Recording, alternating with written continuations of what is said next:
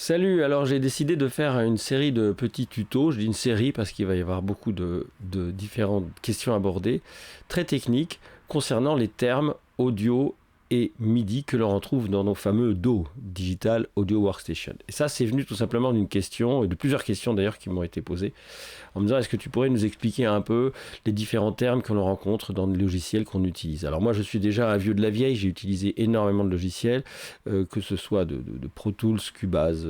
Et voilà, je me suis finalement rapatrié, si je puis dire, je me suis reconcentré sur Logic Pro parce que c'est là que je me suis retrouvé le plus. Et puis au bout d'un moment, il faut bien choisir un outil avec lequel on travaille.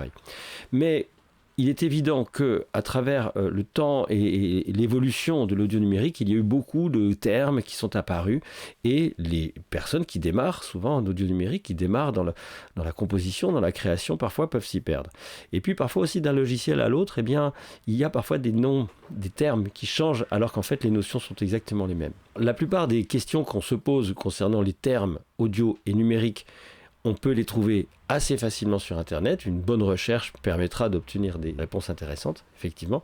Il y a aussi des formations qui existent et qui sont très bien faites. Et je mettrai en lien un certain nombre de formations que je trouve très bien, de collègues qui font des choses tout à fait intéressantes, qui sont très didactiques. Ça ne remplacera jamais une formation complète, une formation de base, une formation d'ingénieur, mais on n'est pas tous obligés de faire de la physique appliquée, de faire de la programmation, de faire l'audio numérique dans les moindres détails. Il est seulement important de comprendre ce que veulent dire tous ces termes que l'on rencontre en audio et en MIDI pour pouvoir s'y retrouver plus facilement dans son logiciel.